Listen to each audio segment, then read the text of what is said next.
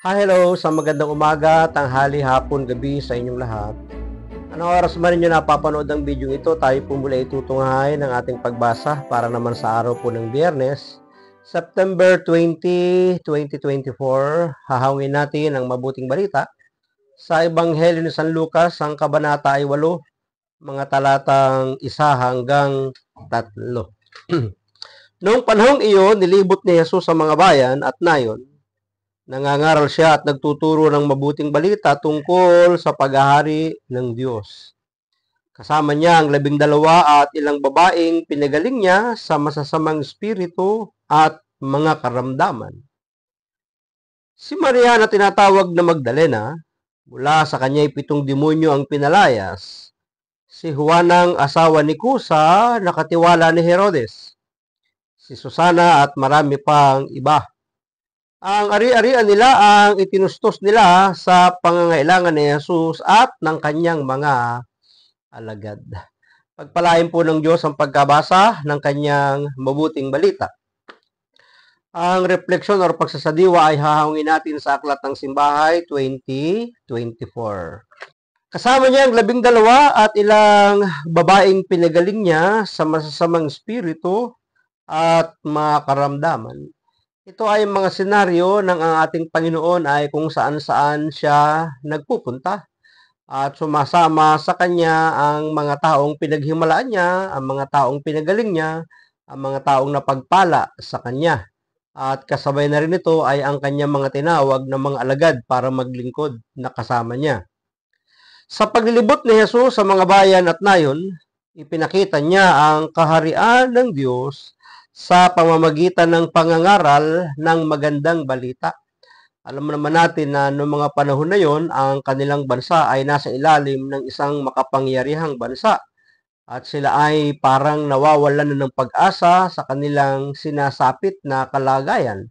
Hirap ang kanilang buhay, di ba? Kasi malaki ang ipinapataw na buwis ng bansang Roma sa kanila ng mga nagnenegosyo at mga naghahanap buhay. Ikalawa, ang kanilang pananampalataya at relihiyong Judaismo na dapat na nagbibigay pag-asa at kalakasan, nag-i-encourage sa kanila, ay hindi rin nakapagpapalakas sa kanila. Kaya noong mga panahon na ito na si Jesus ay nagsimula ng kanyang ministeryo, ang pangangaral ng paghahari ng Diyos, ang kanyang ipinangangaral na sa kabila ng mahirap at hindi maganda ang kanilang kalagayan noong mga panahon na yon, meron siyang ipinapangakong kaharian ng langit na wala na yung hirap, sakit, karamdaman, pagsubok at problema. At ito'y sa pamamagitan ng pangangaral ng mabuting balita.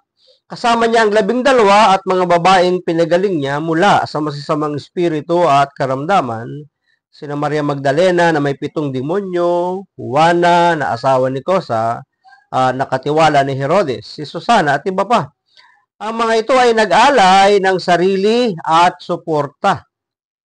Pinagtustusan ang pangailangan ni Jesus at ng mga alagad. Maaring mga may kaya ang mga babaeng ito na kanyang pong pinaghimalaan at pinagpala, at ang gumagastos, tumutustos ay sila kay Jesus at sa mga alagad na kasama ng Panginoon. Sa ating panahon, tinatawag din tayong maging tagasunod ni Jesus. Dapat tayong magpakumbaba at maglingkod sa pangalan ng kaharian ng Diyos. Tulad ng mga babae, may ipapakita natin ang tunay na pagmamahal at pananampalataya sa pamamagitan ng pag-aalay ng ating mga sarili. Kapag tinanggap natin ang Diyos at sumunod tayo sa Kanya, makakaranas din tayo ng pagpapagaling at biyaya niya. Totoo naman yan. Marami naman pong nagpapatotoo nang sila'y sumunod at naglingkod ng buong paglilingkod at pagtitiwala sa Panginoon. Marami naman talaga silang biyayang tinanggap Maging kaagapay din tayo sa mga taong nangangailangan tulad ng mga babae sa atin pong pagbasa. Sa paraang ito, na ipapakita natin ang tunay na halimbawa ng isang tagasunod ng ating Panginoon sa pamamagitan ng paglingap, pagtulong, pag-abot sa mga taong naglilingkod din sa ating Panginoon. Maraming salamat at pagpalain tayo ng ating Panginoon. Ang akin lamang palaging sambit, I love you with the love of the Lord. Bye-bye and bye-bye.